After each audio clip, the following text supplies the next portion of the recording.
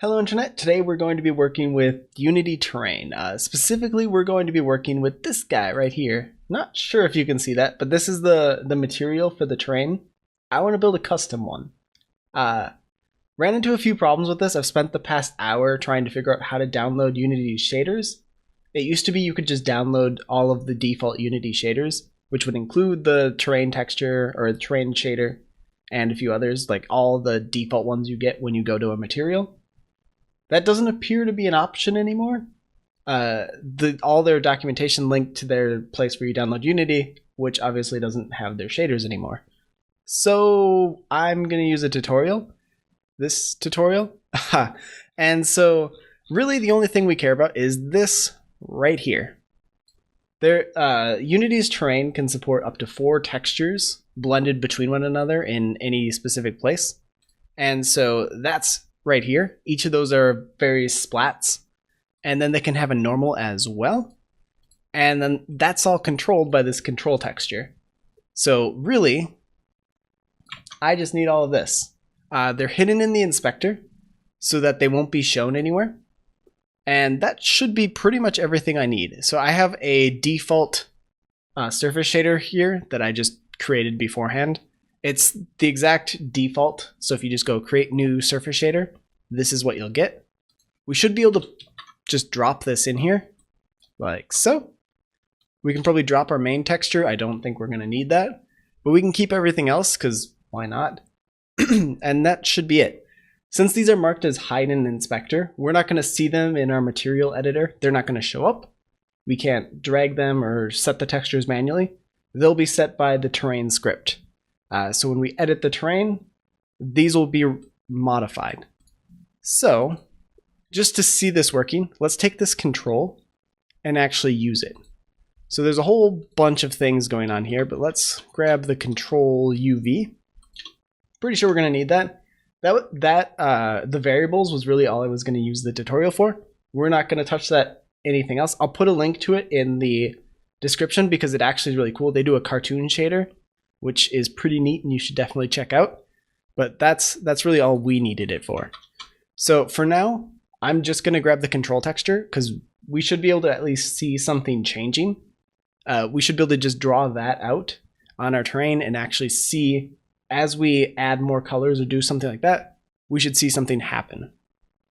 So let's switch this out for our control and we should be done. So if I go back to Unity, we don't see any changes. Everything is still white. I believe that's because we have our control defaulted to white and I haven't actually assigned the shader. That would be important. There's 4 options here. The first is the standard shader for the terrain. The next one is the diffuse legacy shader. I think that's from Unity 3 or 4. And then there's the legacy specular. Not really sure you're going to want to use either of those legacy ones unless you're going for a older style effect. But we should just be able to use custom, go create a new material, and we'll call this our custom terrain material. Ta-da! And just drop that over there. And now in our material, we can just drag it over there and assign that. And we get this nice red texture, which means this is going to be using our first splat. So splats are sort of what this is doing. This control texture is sort of a splat map. And the idea of that is to take a set of things and kind of mark the opacity of them so that they can blur together. So you can kind of mark things and say, this is grass, this is stone, and this is sand. You can kind of use it for a whole bunch of things. In this case, that's what it's used for. But we should, just to see this work, I should be able to go here and create some textures. So the first one, I think there's some defaults, yeah. We'll do a barrel explosion. That sounds like a good idea. Cool. So our first texture is a barrel explosion. Not really sure how that's going to work on a terrain. We've got some blades. Behavior designer. Sure. That sounds good. This is going to be the best terrain ever. So this should be enough for us to get started. Wrap mode isn't correct for this, so let's use something else that actually will work. Cliff? Sure. Well, I guess we had to use something boring. And we can use up to 4, so let's try that. Does that work? Sure. Don't know what that is, but we're gonna use it. And we need one more. So I'll just grab something that's further down the list. Cement. Why not? So there we go. We have 4 different things. So right now everything is explosions. That's what the red means. And you can see I can move my mouse around and nothing changes. But if I switch over to the stone, I can draw and suddenly we get this green. And so we're changing the texture, and now I can grab whatever the heck this other thing is, and now we've got blue. And we'll do some black, which is actually not black, it's just opaque. That's modifying the alpha channel and using that as a 4th color. So now we have 4 different things, and we can kind of just modify this using all the default terrain tools, but we're also getting a custom shader out of this, which means I can do cool things like make this emissive. So if I want to emission equals C RGB, cool. Now, don't need to install Docker. Now our terrain actually has emission, so it can actually emit things. Not really, but if we had bloom, I'm sure it'd look even cooler. I don't have it on, but you can see we have like this purple because it's actually emitting. Not sure the purple defines that, but it's there. Kind of saw it change. Anyway, that is basically the control texture. That's you being able to modify things. Now that we have that, we can really take this and go anywhere we want with it. I have everything set up so that it's all just coming here. We only need these 4 splats. I don't know why their tutorial has them backwards. I'm going to actually reorder these because I just prefer it in order. But there we go. I'm going to ignore the normals for now because I'm not going to be using them. If you want to do like a bump map or something, this is what you would use them for. But I'm not, so we're just going to ignore them. Splats, though, we definitely want. So in this sampler, let's do this. And we've got our splat 0. I really don't like that Visual Studio doesn't really seem to understand doesn't keep everything in line. I get it's trying to help, but it doesn't organize everything the first time, so it just gets annoying. But anyway, now that we have those, I should be able to sample all 4 of them and then apply those instead based on the weights. So instead of using this and applying it directly to the output color, the albedo, we can actually use this and multiply it by the lookup texture, or what we look up in each of these other textures. So we need 5 of these, and we'll do S1, let's call it splat 1, splat 0, and so forth. That's just easier than using just abbreviations. There we go. Pretty sure we're going to want to change this. I'm not sure how UVs work in this, so we may need to actually jump back to the tutorial, but for now, we can actually just use the input from the control. That isn't going to be right because it's going to be from 0 to 1 across the entire terrain, and there's a good chance you don't want that because it's just going to really stretch out your texture. So that's something to keep in mind, but for now, we should be able to use it just to test things. And this is going to make our terrain look awful because we're pulling in not the greatest textures, but whatever. You get the idea. We'll take out the emission just because that isn't going to help anything. And then our splat 0 multiplied by the splat map's red value plus our, do we want to add them? Sure, why not? Splat 1 times our green value, RGB. Yep. splat 2 times the blue value, and then splat 3 times the other value. Why did I do this one backwards? Splat 3 times the alpha. There we go. So now we get this. Hopefully we'll get our textures on our terrain, and then we can do fun things. Yes, that looks awful. Ignore like the streaky lines here. That's not a bug in our shader. That's not anything we've done. That's actually the texture, because it's supposed to be opaque, and it's obviously on a terrain, so that doesn't really work. We actually might... Is this a good idea? This might not be a good idea, but I kind of want to try it. What if I clip on our splat 0.a? What does that do? Can you actually discard pixels from our terrain? That would be cool. So the reason I'm thinking of this is maybe we can like cut holes in our terrain. Yeah. So now I have all of these holes. They're going to be hard holes or hard lines because this isn't an opaque or a transparent shader. It's opaque, which means that everything is either on or off.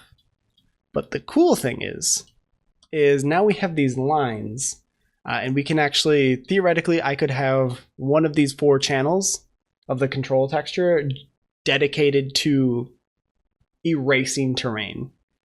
So maybe this 4th texture, currently it's cement, but if I want to change that, instead of doing this, I can actually clip where our control, our C.A, is less than 0.5.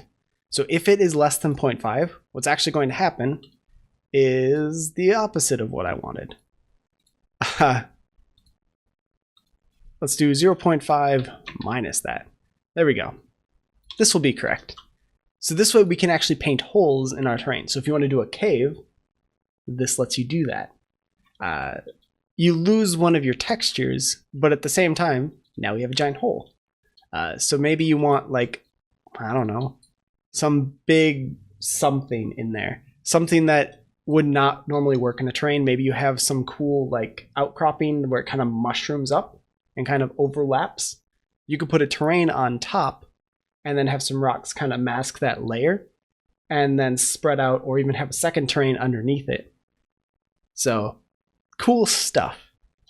This is really what I wanted to do.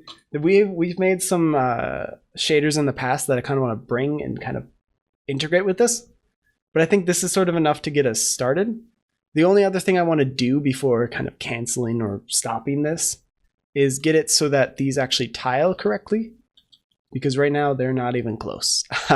We definitely need a different way to look up what the UV position should be for each of these textures. Because you saw when I was editing these, we actually, you might not be able to see, but there's a size and an offset. Same thing you'd get in a material for actually modifying those. So my hunch is that each of these is going to provide a UV. We actually probably can just use that. So let's try that. UV splat 0. And this is just based off of how Unity's surface shaders have worked in the past. Given a texture input, you're going to be able to get the UV out in the input, just as part of how surface shaders work. So theoretically, we should be able to just do that, plug it in here, and now we should actually have tiling on the first texture, like that. Okay, so that's how you do it. We don't need anything. It just functions exactly like a normal surface shader. The only difference is those hidden inputs, as far as I can tell. I'm sure there's other things. I believe the tutorial mentions that the rendering queue is actually different for the terrain. If I remember correctly, the terrain is rendered first. And one of the big reasons to render the terrain first is it's a big object, which means it's going to cover a lot of things. The advantage of that is anything under your terrain doesn't need to get rendered. So you can render your terrain first and kind of say, everything behind this, just ignore it for now. We can't see it. It doesn't matter. And it's theoretically saves you a lot of time. I'm assuming that's why that happens. I don't actually know, but you sort of get the idea. So now that we know that's how that works, let's do it for all 4 of them, and then we should be good. 2, 3. And so this is actually a fairly painless process. I don't really know how you're supposed to discover how to do this anymore, since you don't have access to the shaders and that this isn't documented anywhere to my knowledge, other than tutorials. Like the one we're using is from 2013. So I don't really know. I don't know how you're supposed to learn this stuff without from Unity. I don't know where that's supposed to come from. But oh well, I broke it. Too many texture interpolators. Shoot. We can't use all of these. How do they get around that? There's a limit on the number of things you can interpolate between inside of a shader. We've exceeded that, and so now I'm confused. We may need to give these names. That's worked for me in the past, but let me see how they did it, how they approached it. Maybe it's easier than what I did, because they're doing the same thing. They're reading out the UVs. So, that's interesting. And then we can get into the toon shader. I'm not going to cover how they did that. That's toony stuff. What I'm looking for is this. Okay, so they did name it. It's named texture coordinate. Cool. So these are names that, ooh, that's not what I want. Let's just type it. Texcord 0. These are names that the GPU uses. They come from, I believe, DirectX, but I'm not super familiar with them. I have no idea what they're really used for other than to kind of signal what type of data this is. Texture coordinates is usually the easiest way to put things. There's other things. If you've wanted vertex colors, you've probably seen float for color. You've seen the color one before, which signifies that it's coming from the vertex color. There's a few others, but for the most part, if you run out of them, just use a texture coordinate. It seems to work, but not in this case.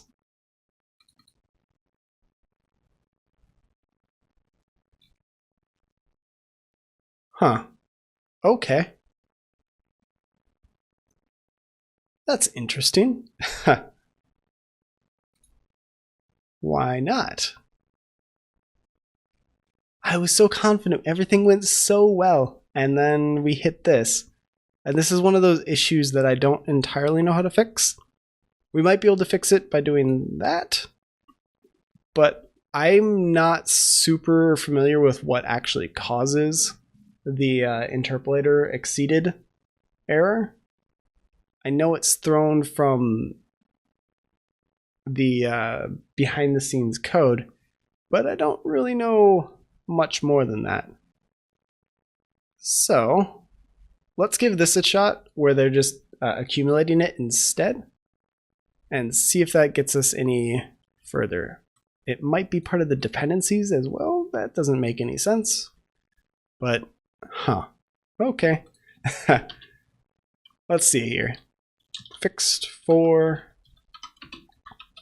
color. Let's just set this to a default of float. This probably doesn't need to be a float 4. Let's just make it a float 3. Or why am I doing floats and fixed? There we go. Fix 3 color. And then we can just multiply our color here. So color plus equals c.r times this dot RGB. I'm going to pull out the color here because I don't think we need to tint our terrain. That was one of the features we had. I'm going to pull that out. It doesn't seem like it'd be super useful. So we can hopefully get this working and then move on. So color plus equals that.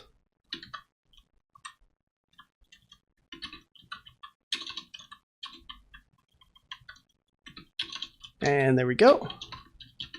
Probably want multiplication in there somewhere, because otherwise that's not going to work at all. And then just copy this first bit and repeat it twice. There we go. And now we pull out the albedo. That's not right. Let's just set the color that we just accumulated to this. I don't really have much faith in this solution, but I figured it was worth a shot because I don't know. Might as well give it a try. 2 equals, that's not gonna work. There we go. Same thing, too many texture interpolators would be used for forward base pass. I think, if I recall, they actually do reference this. Splat count 4. Oh, can you actually increase it? Can you add more? That could be fun. So, exclude path, pre-pass. They have their own custom lighting because it's a toon shader, but everything else looks the same.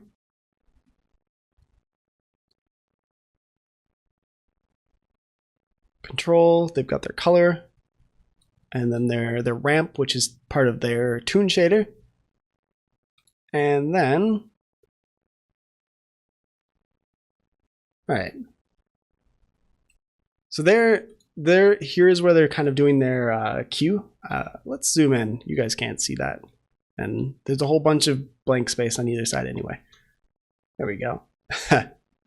So this queue here is actually when in the Unity render queue, it's actually going to get rendered.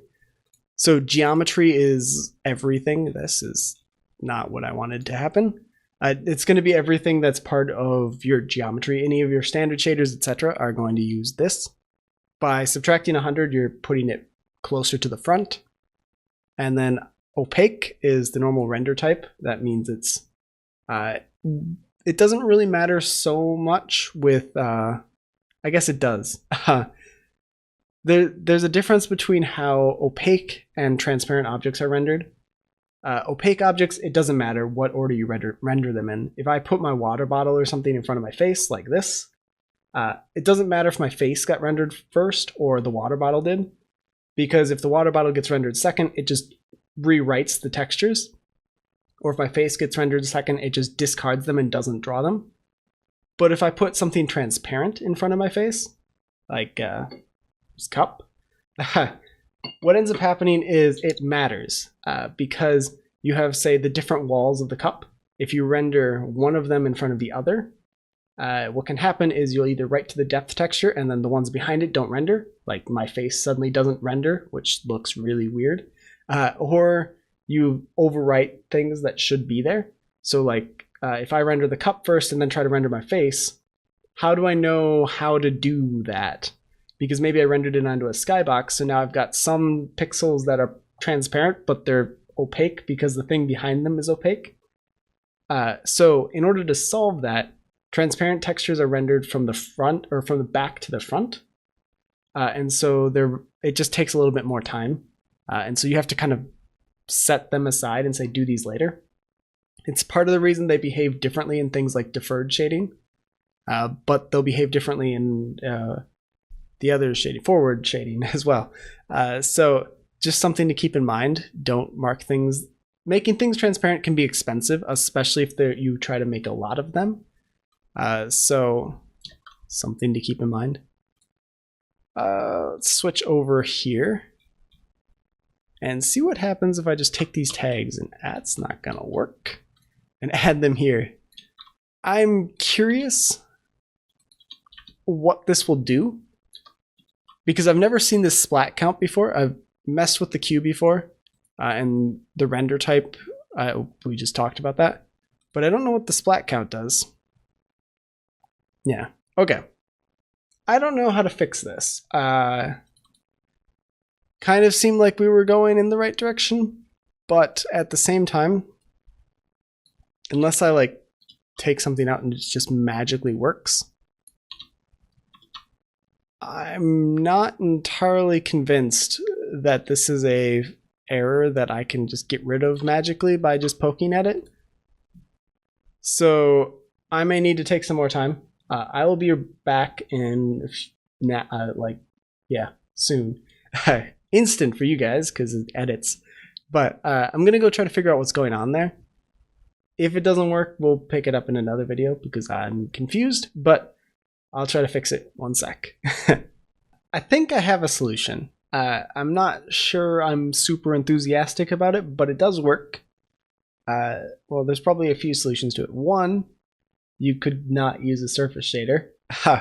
If a lot of surface shaders aren't really optimized, they pass a lot of things through in order to make all the magic of surface shaders work. They pass a lot of things through, and that eats up a lot of your variables. So, if you want to get past it, you can change the target shader model up to 4, and that will fix it. The number of interpolatable things increases with the shader model. It should be fine because I think shader model 4 came out in like 2007, 2008. So there's a good chance your graphics card supports this, but not necessarily all of them will. Definitely with mobile you might see some issues, but I'm not super sure. This isn't something that I'm super familiar with. If you want to learn more about it, it's a HLSL thing. I can post some links to like the wiki page, but that's my total length of the knowledge. So increasing this gives us enough space to work with, which means we get this, which does work. So, yay, I guess. I don't know if I like that solution. If you have an idea for something that's better, that would be great because like I said, I'm not super enthusiastic about this. But on the bright side, we can build a custom shader for our terrain, which looks really cool until you actually look at the textures we used, and then it just looks awful. But you know, can't have everything. So I don't know, I'm pretty excited about this. I think the ability to actually cut holes in things really easily is going to be really powerful because we can do a lot of cool things with that, as seamless caves, for example. So yeah, I think that's one of the things that I'm really interested in. There's a little bit more to it because obviously this terrain, it's only transparent in the shader. Just because it looks like a hole, you're still going to have all your colliders here. So you have to do some magic in order to get rid of that. But I think we can manage that. So that may be something we play with. If you have ideas for how we could change this and make this a little bit better than just drawing explosions on our terrain, let me know because we can definitely take a look at that as well. But that's it for this video. So until next time, see you, Internet.